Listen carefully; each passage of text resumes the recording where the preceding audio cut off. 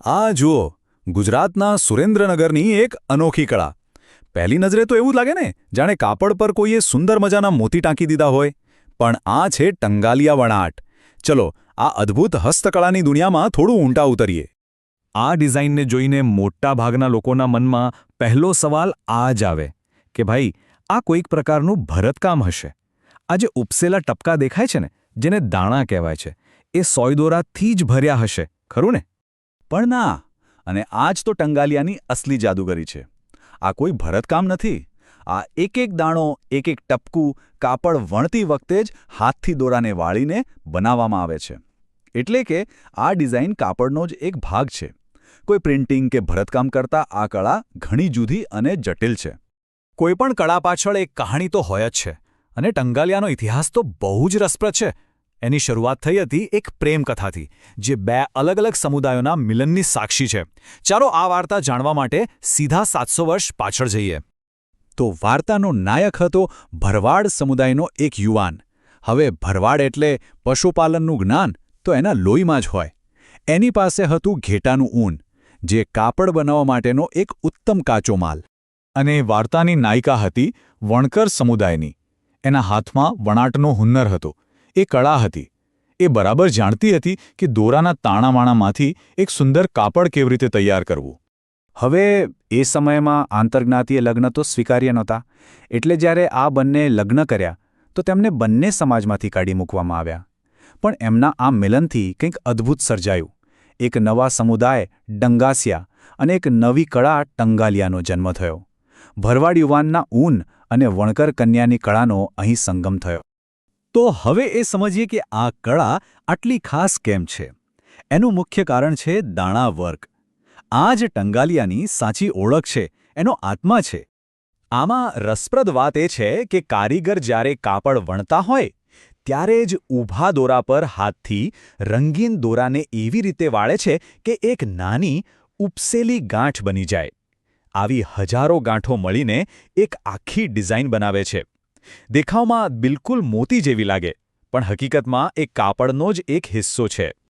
આખી પ્રક્રિયામાં ખૂબ જ ધીરજ અને કુશળતાની જરૂર પડે છે.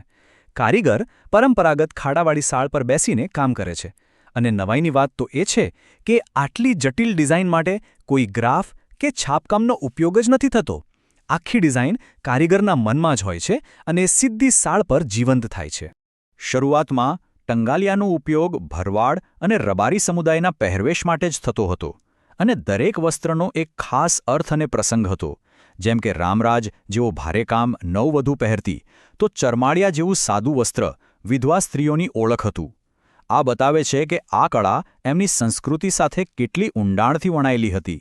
પણ આટલી સમૃદ્ધ અને ઐતિહાસિક કળા આજે પોતાના અસ્તિત્વ માટે સંઘર્ષ કરી રહી છે. ચાલો જોઈએ કે આ સંકટ પાછળના કારણો શું છે અને શા માટે આ વારસો આજે જોખમમાં છે. આ આંકડો ખરેખર ચોંકાવનારો છે. થોડા દાયકા પહેલાં જ્યાં હજારો પરિવારો આ કળા સાથે જોડાયેલા હતા, ત્યાં આજે માંડ 60થી 70 પરિવારો જ આ વારસાને સાચવી રહ્યા છે. અને આની પાછળ પડકારો ઘણા છે. દિવસોની મહેનત પછી પણ કારીગરને પૂરતું વળતર નથી મળતું. બજારમાં મશીનથી બનેલા સસ્તા કપડાં સાથે હરીફાઈ કરવી ખૂબ મુશ્કેલ છે. અને સૌથી મોટો ખતરો છે નકલી ટંગાલિયાનો, જે અસલી કળાના નામે વેચાય છે. આ બધા કારણોને લીધે નવી પેઢી આ કામ શીખવામાં રસ નથી લઈ રહી. તો અસલી અને નકલી વચ્ચેનો ફરક સમજવો બહુ જરૂરી છે. અસલી ટંગાલિયામાં દરેક દાણાને સ્પર્શ કરીને અનુભવી શકાય છે. એ ઉપસેલા હોય છે.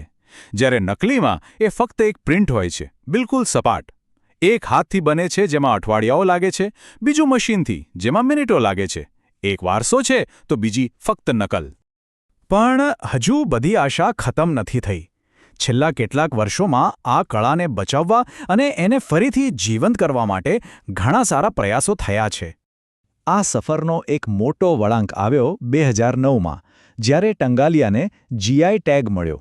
એનાથી આ કળાને એક કાયદાકીય રક્ષણ અને આગવી ઓળખ મળી. ત્યારબાદ ઘણી સંસ્થાઓએ કારીગરોને નવા જમાના પ્રમાણે નવા ઉત્પાદનો બનાવવામાં મદદ કરી. અને હવે તો કારીગરો પોતાના સંગઠનો બનાવીને સીધા ગ્રાહકો સુધી પહોંચી રહ્યા છે, જે એક બહુ જ મોટો બદલાવ છે. અને આ બદલાવ ખૂબ જ મહત્વનો છે, ટંગાલિયા હવે ફક્ત પરંપરાગત પોશાકો પૂરતું સીમિત નથી. સાડી, દુપટ્ટા, જેકેટ અને ઘર સજાવટની વસ્તુઓ બનાવીને કારીગરો શહેરી બજાર સુધી પહોંચી રહ્યા છે. ઊનને બદલે હવે કોટન અને સિલ્કનો પણ ઉપયોગ થઈ રહ્યો છે, જે એને વધુ આધુનિક અને વ્યવહારુ બનાવે છે.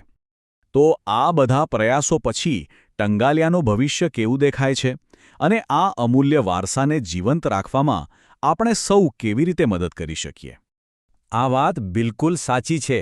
ટંગાલિયા એ ખાલી કાપડ નથી, એક વાર્તા છે, એક ઇતિહાસ છે અને એક આખા સમુદાયની ઓળખ છે. જ્યારે કોઈ આ કલાકૃતિ ખરીદે છે ત્યારે એ માત્ર એક ઉત્પાદન નથી ખરીદતું, પણ આ અમૂલ્ય વારસાને જીવંત રાખવામાં પોતાનો ફાળો આપે છે. એટલે છેલ્લે આ એક સવાલ વિચારવા જેવો છે. જે દુનિયામાં કપડાં મિનિટોમાં બને છે અને થોડા દિવસોમાં ફેંકી દેવાય છે, ત્યાં ધીરજ, કળા અને પેઢીઓથી ચાલી આવતી આ પરંપરાનું શું સ્થાન છે? આ વારસાનું મૂલ્ય આંકવું અને એને સાચવવું, આ નિર્ણય હવે આપણા સૌના હાથમાં છે.